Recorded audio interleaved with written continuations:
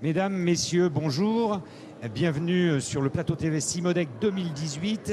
Nous allons parler aujourd'hui de l'industrie du futur et du numérique avec messieurs Reynald Debeau, directeur de coordination industrielle du groupe Beau Industrie, qui est situé en Haute-Savoie, dans la vallée de l'Arve, et Jacques Dupanloup, responsable commercial France et Benelux de Stobli Robotics, Stobli également, société implantée en Haute-Savoie. Donc, industrie du futur et numérique, on en parle beaucoup. Ces deux interlocuteurs vont nous parler de l'applicatif, de ce qui est réalisé chez eux. Dès que... Donc, Reynald Debeau, vous avez, vous, dans votre entreprise, déjà intégré des briques de l'industrie du futur. Vous pouvez nous en parler? Si je vous donne un micro? Ça marche, ça doit fonctionner. Oui, bonjour. Oui, effectivement, donc on a travaillé sur une cellule dans le but d'avoir un fonctionnement en autonomie maximum, c'est-à-dire que c'est une cellule de production dans laquelle donc, il y a une machine de production, une cellule de lavage et une cellule de contrôle. Enfin, un outil de lavage et une machine de contrôle, de manière à valider que la production réalisée est conforme. Donc on est en flux tendu, je vais dire, entre la fabrication, le nettoyage de la pièce et puis la validation de la conformité. Donc le but étant qu'on puisse fonctionner un maximum d'heures en autonomie et éviter les interventions humaines qui ne sont pas forcément toujours faites au bon moment avec forcément toujours les bonnes décisions. Depuis combien de temps vous avez implanté cette cellule? Alors la cellule est vraiment en fonctionnement depuis 2 ans. D'accord. Et c'est pour obtenir des marchés supplémentaires ou traiter des marchés existants? Quelle est la motivation première de cette implantation? Donc la motivation, c'était d'arriver à reproduire un modèle de fabrication où l'on est capable de produire un maximum d'heures sans surveillance humaine, sans présence humaine. Donc aujourd'hui, ce qu'on fabrique dans cette cellule, ce sont des produits, c'est une production normale, je veux dire. C'est des produits d'horlogerie, des pièces, des composants d'horlogerie. Et ce sont des composants qu'on a réussi à attraper le business, je veux dire, grâce à la cellule, dans le sens où on a pu avoir une réactivité sur le marché pour tout de suite délivrer, tout de suite, très très rapidement délivrer des produits, les premiers produits aux clients. Donc vous avez un peu de recul. Comment s'est passée l'acceptation de cette machine autonome, presque intelligente, on peut dire, à l'intérieur d'une entreprise dans lesquelles vous avez aussi d'autres modes de production plus traditionnels? Donc l'acceptation, en fait, c'est quelque chose qu'on n'avait pas assez bien travaillé au départ, dans le sens où on a amené dans l'atelier beaucoup plus d'informatique. On a amené un moyen de contrôle qui était directement rattaché à la machine de production, alors que d'habitude c'est plutôt dans un labo, avec le spécialiste qui est dans le labo. Et puis avec toute une possibilité tout un accès d'informations que les opérateurs et régleurs n'avaient pas auparavant. Donc en fin de compte, c'est quelque chose qu'on a sous-estimé. Et les personnes concernées par le projet qui travaillent dans cette cellule ont mis un peu de temps quand même je dirais pas à l'accepter, mais à rentrer dans le projet et à arriver à en comprendre toutes les finesses, toutes les possibilités. Aujourd'hui, on a passé cette étape, mais effectivement, on amène dans les ateliers, en général, on fait de la production, on a nos machines, on travaille nos matières. Là, on amène d'autres choses. On amène de l'informatique, on amène du contrôle sur poste, etc. Et il faut prendre conscience que c'est une étape d'acceptation et de prise en charge par l'environnement de la production qui est quelque chose qui n'est pas anodin.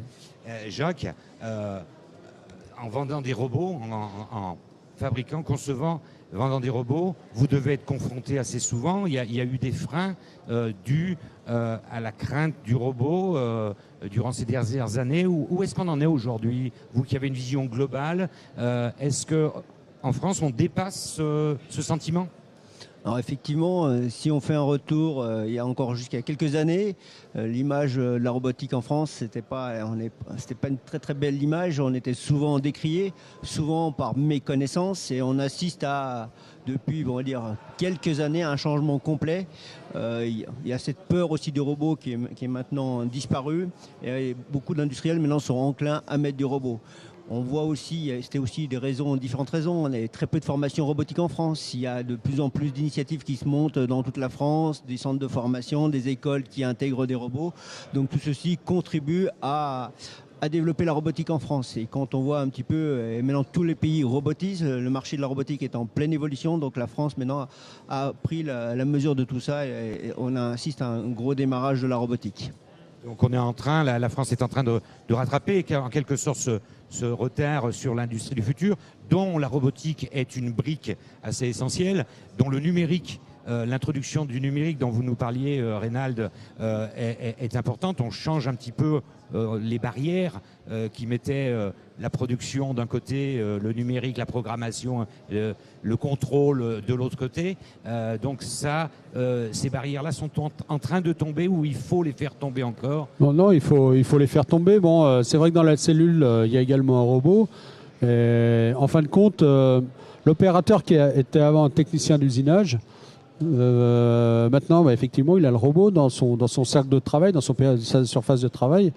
Alors, je ne dirais pas encore périmètre de compétences, parce que petit à petit, justement, il faut arriver à soit faire monter en compétences, soit associer les compétences autour de la cellule, dans mon cas. Mais effectivement, il y a de la robotique, il y a du contrôle, il y a du lavage. En fin de compte, avant, on lui demandait de produire, et tout ça, en fait, c'était déporté dans d'autres surfaces de l'entreprise. Et aujourd'hui, c'est tout intégré à son poste de travail.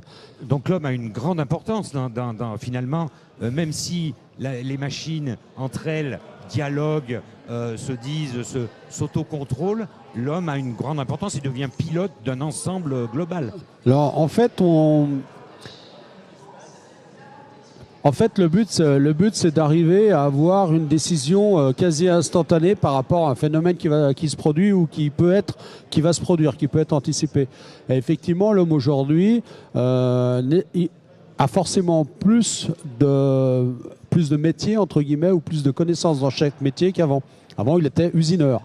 Enfin, décolteur, alors que maintenant, effectivement, il a des notions de robotique, il a des notions de contrôle, etc. Donc, c'est une montée en compétences, en connaissances des personnes dans l'atelier, en fin de compte. Hein. Vous disiez, Jacques, que cette évolution était en train de se faire, que la France était en train de rattraper son retard, donc plus d'investissement en robotique. Est-ce qu'il y a aussi plus d'investissement en formation sur tous ces métiers pour l'évolution vers de nouveaux métiers, puisque quelque part la robotique ne les enlève pas, mais les transforme et il faut créer de nouveaux métiers.